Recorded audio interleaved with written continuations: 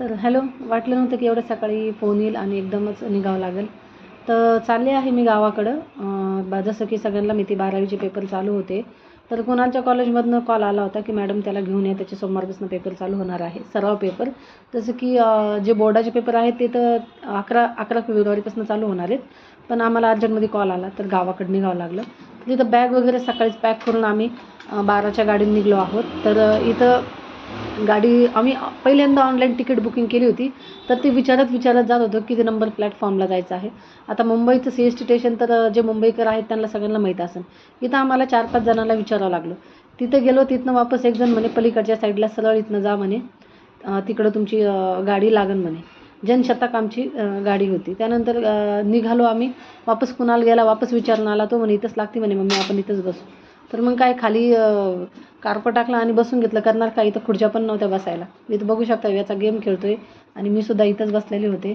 भूक पण जास्त लागलेली होती, पण आता इथून बरंचसं लांब होतं. तर म्हटलं टिफिन आणलेला होता तोच खाऊ. इथं एक जोडपं होतं बसलेलं, ते आंधळे होते.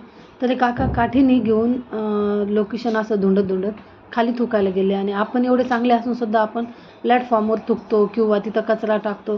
सार्वजनिक ठिकाणी मला तर वाटत नाही हे योग्य आहे. आता ते काका असे असून सुद्धा त्यांनी प्रयत्न केला की आपण तिथं जाऊन थुकावा. तर जीवनामध्ये पण असंच असतं की प्रयत्न करत राहिलं तर यश नक्कीच भेटेल. आणि माझ्या यूट्यूबच्या ह्या प्रवासामध्ये तुम्ही मला नक्कीच साथ देता. तर जसं की टिफिन घेऊन आणला होता, रातची अंड्याची थोडीशी भाजी होती, मटकीची भाजी होती, ते घेऊन आलो. इथं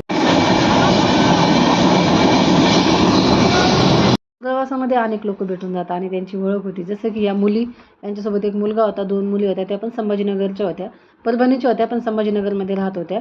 तर त्या फिरायला आलेल्या होत्या मुंबईला. त्यानंतर माझं प्रवासामध्ये प्रचंड डोकं दुखलं आणि फोनमध्ये चार्जिंगही नव्हती. तर मी तिथनं व्हिडिओ काही शूट केला नाही. घरी आले, थोडंसं काहीच आवरलं नाही. पहिले काळा चहा करून ग्रीन टी करून घेतली, कारण की दुधाने पण तर मला ॲसिडिटी होणार आहे. आणि जेवणाचं खूप आज 19-20 झालं. आणि जो डब्बा आम्ही रिझर्वेशन केला होता का, त्याच्यामध्ये काही एक खाण्यासारखी वस्तू आली नाही. ज्या डब्यांचं आमचं रिझर्वेशन असतं का, त्या डब्यामध्ये म्हणजे अधूनमधून काही फळ फ्रूटवाले येतील किंवा ज्यूसवाले येतील. पण यावेळेस कोणतं रिझर्वेशन झालं तर काही कळतच नव्हतं. तर घरामध्ये प्रचंड अशी घाण झालेली होती. मला तर काही दम निघाला नाही. आईच्या घरी जायचं होतं, पण म्हटलं नाही, पहिले किचन साफ करून तर मला निघावंच लागेल. तर किचन साफ केलं, भित्ती पण अक्षरशः साफ करून घेतल्या. 1.5 महिना झालं घर अक्षरशः बंद होतं. लय धूळ झालेली घरामध्ये. त्यानंतर इथं छोटे मोठे जे भांडे होते ते पहिले घासून घेतले. तर अशा पद्धतीने बघू शकता तुम्ही, थोडीशीच क्लिनिंग केली आहे. अजून बेसिक क्लिनिंग तर बाकी आहे. तिकडनं जे सामान आणलं होतं ते सुद्धा तसंच अनपॅक करून पडलेलं अजून. तर आता मी ते पण आत्ताच आवरणार नाही, कारण की खूप जास्त थकून आलेली आहे मी. आणि तर मग तर हो नाही करत शेवटी आईच्या घरी पोहोचलेच भावाच्या मुलीला भेटायला. तर इथं बघू शकता किती मस्ती करते ती माझ्यासोबत. आम्ही 2 ते 2.5 महिन्यानंतर दोघी एकमेकींना भेटलो होतो. मोठी तर भेटत राहतेच हमेशा.